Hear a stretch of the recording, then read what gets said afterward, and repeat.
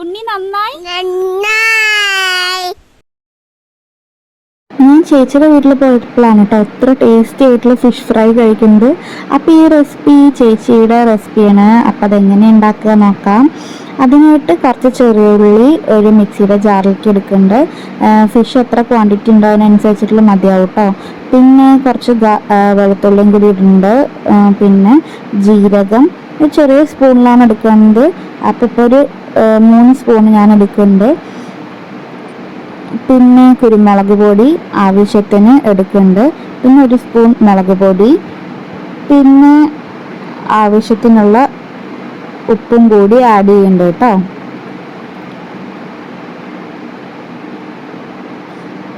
പിന്നെ ഇതിലത്തെ main ingredient ആണ് കോൺഫ്ലവർ. അപ്പോൾ അതും കൂടി 1 സ്പൂൺ ആഡ് ചെയ്യുന്നുണ്ട്. പിന്നെ കുറച്ച് നാരങ്ങ നീരും കൂടി ആഡ് ചെയ്യുന്നുണ്ട് കേട്ടോ. ഒരു ഹാഫാണ് ആഡ് ചെയ്യുന്നുള്ളൂ. പിന്നെ കുറച്ച് മഞ്ഞൾപ്പൊടി ഇടുന്നുണ്ട്. നന്നായിട്ടൊന്ന് മിക്സിയിൽ അരച്ചിട്ട് വരാം കേട്ടോ. അപ്പോൾ അത് നല്ല പേസ്റ്റായിട്ട് അരച്ചിട്ടുണ്ട്. ഇനി നമ്മളുടെ മീനിലേക്ക് ഈ അരപ്പം കൂടി മിക്സ് ചെയ്ത് കൊടുക്കാം കേട്ടോ. അപ്പോൾ എനിക്കിവിടെ കിളിമീനാണ് കിട്ടിയിരിക്കുന്നത്. അപ്പോൾ അത് നല്ല ചെറിയ ചെറിയ പീസായിട്ട് അരിഞ്ഞിട്ടുണ്ട്. ഇനി നമുക്ക് അതിലേക്ക് ഈ മിക്സും കൂടിയിട്ട് ആഡ് ചെയ്ത് കൊടുക്കാം.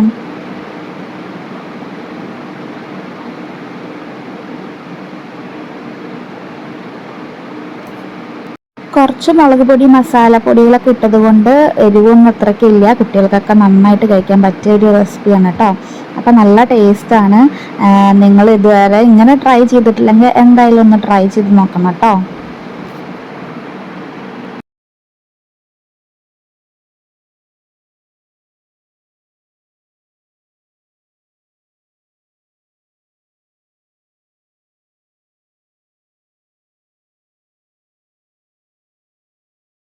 അപ്പോൾ അത് മസാലയൊക്കെ പരട്ടി സുന്ദര കുട്ടപ്പന്മാരാക്കിയിട്ട് വെച്ചിട്ടുണ്ട് കേട്ടോ. അപ്പോൾ അത് എൻ്റെ ആകെ ഒരു 10-15 മീൻ കഷ്ണങ്ങളുള്ളൂ.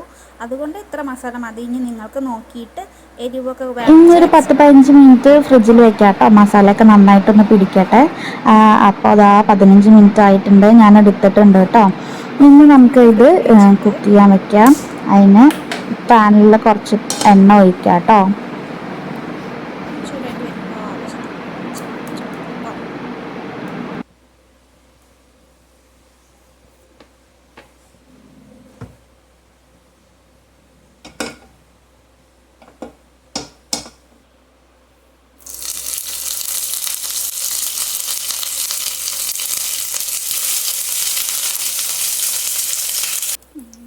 വെച്ച് കൊടുക്കാം.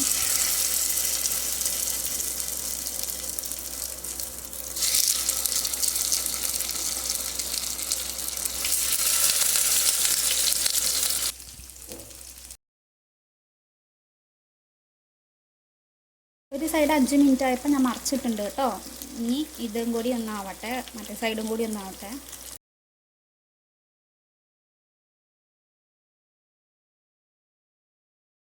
ഇപ്പം 2 സൈഡും ഒരു 6-7 മിനിറ്റ് വെച്ചിട്ടൊന്ന് മൊരിയിപ്പിച്ചെടുത്തിട്ടുണ്ട് കേട്ടോ. വല്ലാണ്ട് കരിയിപ്പിക്കാതെ. അപ്പോൾ നല്ല ടേസ്റ്റായിട്ട് വന്നിട്ടുണ്ട്.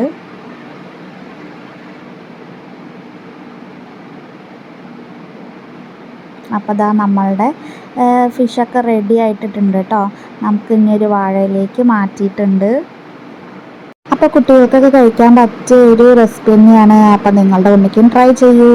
ഇഷ്ടപ്പെട്ട സബ്സ്ക്രൈബ് ചെയ്യാൻ മറക്കല്ലേ. കമൻറ്റ് ചെയ്യണം കേട്ടോ നിങ്ങളുടെ ഉണ്ണിക്ക് ഇഷ്ടപ്പെട്ട. അപ്പോൾ ഫിഷ് ഫ്രൈ ഉള്ളതുകൊണ്ട് ചോറിന് പിന്നെ വേറെ ഒന്നും വേണ്ട കേട്ടോ. അപ്പോൾ ഇത്തിരി സാമ്പാറും പിന്നെ മാങ്ങ സീസൺ ആയതുകൊണ്ട് ഒഴിച്ചുകൂടാൻ പറ്റാത്ത മാങ്ങ ചമ്മന്തി പപ്പടമൊക്കെ ആയിരുന്നു കേട്ടോ. അപ്പോൾ എന്തായാലും ട്രൈ ചെയ്തിട്ട് കമൻറ്റ് ചെയ്യാൻ മറക്കല്ലേ കേട്ടോ. Thank you for watching.